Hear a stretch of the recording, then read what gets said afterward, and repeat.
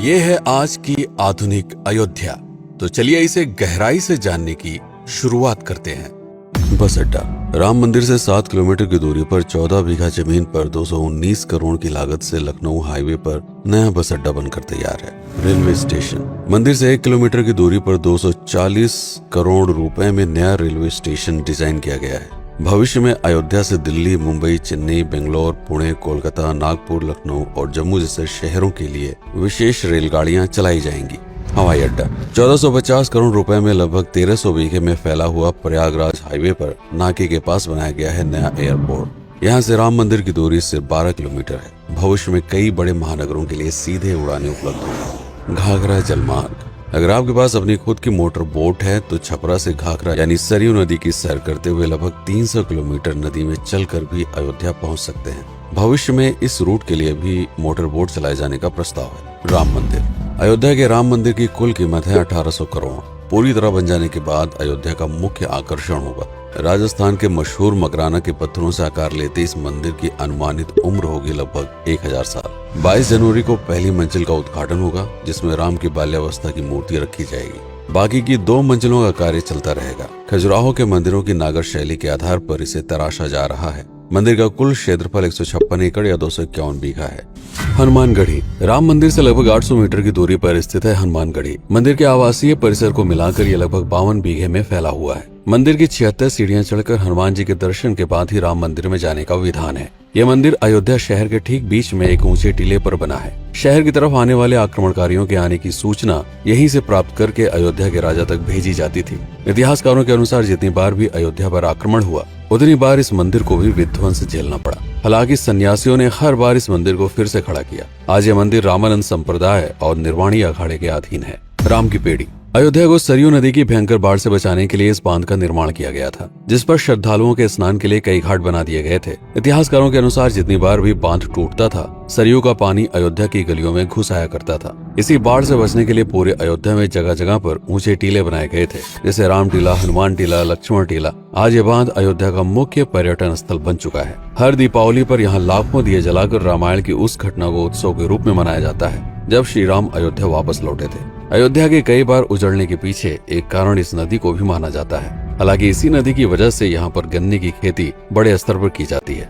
लता मंगेशकर चौराहा। नया घाट और बस स्टैंड के पास ही अयोध्या का मुख्य चौराहा 6.7 करोड़ रुपए में बनकर तैयार हुआ है। पद्मश्री से सम्मानित राम सुथार जी ने 2 माह के कठिन परिश्रम के बाद इस 40 फीट लंबी वीणा को आकार दिया। 14 टन की इस वीणा को लता जी के स्मृति चिन्ह के रूप में यहाँ पर लगाया गया है। इसीलिए इसका नाम नया घाट चौराहे से बदलकर लता मंगेशकर चौराहा कर दिया गया है। धर्मपथ। नया घाट से कुछ पहले सड़क के दोनों तरफ 30 फीट ऊंचे 40 सूर्य स्तंभ लगाए गए हैं, जिसे धर्मपथ का नाम दिया गया है, जो श्री राम के राजकुल सूर्यवंश का प्रतीक है।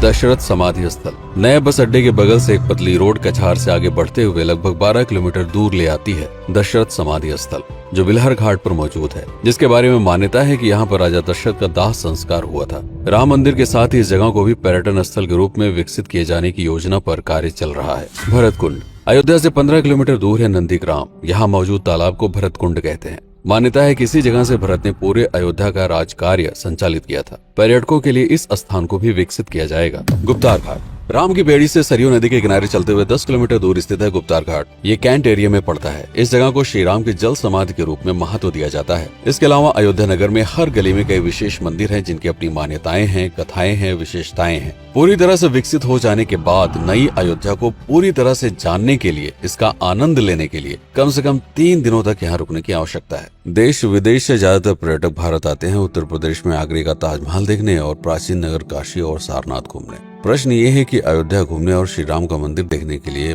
भला विदेशी क्यों आएंगे? और इसका कारण है भारत में लिखी गई राम कथा की सबसे पहली और प्राचीन पुस्तक रामायण। भारत में रामायण के अलावा कंबोडिया में रीमकेर, थाईलैंड में रामकियन जो कि वहाँ की राष्ट्रीय पुस्तक है, इंडोनेशिया में ककनिक, नेपाल में भानुभक्त रामायण जैसी पुस्तकों में वाल्मीकि की रामकथा से प्रेरणा लेकर इसे अपने अपने देश की संस्कृत के हिसाब से फिर से लिखा गया है। पात्रों के नाम, कुछ नई घटनाओं के अलावा मूल रामकथा सभी में एक जैसी है। इसके अलावा भारत में ही रामकथा को लेकर संस्कृत में 7 संस्करण, हिंदी में 3 संस्करण, गुजराती में 47, उड़िया में 14, तेलुगु में 5, कन्नड़ में 4 और अन्य भाषाओं में लगभग 17 संस्करण मौजूद हैं। इसके अलावा लिखे गए नाटक, कविताएं आदि को भी अगर मिला दिया जाए तो इस दुनिया में 300 से अधिक तरह से राम कथाएं बार बार लिखी गई हैं। इन सभी राम कथाओं पर कई विशेषज्ञों ने समय समय पर अध्ययन किया और अपने विचार दिए। Father Camille Bulcke, Hermann Jacobi, Wendy Doniger, Edward अल खरर, Alf Hiltebeitel, Paula Richman, Aubrey Menon, Ramesh Menon, Radha Vishwanath, Shantanu Gupta, Meenakshi Jain, Lala Sitaram, Swami Gyanananda Saraswati जैसे कई लोगों ने समय समय पर राम कथा को लेकर गहन शोध किया और इसमें छिपे हुए मूल कथा के साथ ही इसके इतिहास को समझने का प्रयास भी किया। राम कथा थी कौशल प्रदेश के द्वारा किष्किंधा और लंका पर विजय प्राप्त करने की पहली बार एक अखंड भारत के निर्माण की। रामायण महत्वपूर्ण इसलिए हो जाता है क्योंकि ये अखंड भारत युद्ध से अधिक व्यक्ति के आदर्शों, सूझबूझ, मित्रता जैसे गुणों से स्थापित हुआ। रामायण एक ऐसा डॉक्यूमेंट है जो ये समझाता है कि भारत पहली बार एक कैसे हुआ। इसलिए ये गाथा न तो कभी भुलाई जा सकती है और न ही कभी मिटाई जा सकती है। और आज की अयोध्या उसे अखंड भारत का एक प्रतीक है, अपनी संपन्नता के कारण जिसने समय समय पर बाहरी आक्रमणकारियों का भी सामना किया। अयोध्या की इसी संपन्नता ने यहाँ पर मुगलों को भी आकर्षित किया। महात्मा बुद्ध भी यहाँ पर रुके, सिखों के गुरु साहब भी आए और जैन धर्म के तीर्थंकर भी। सिर्फ आए ही नहीं बल्कि उनके अनुयायी यहीं पर बसते चले गए।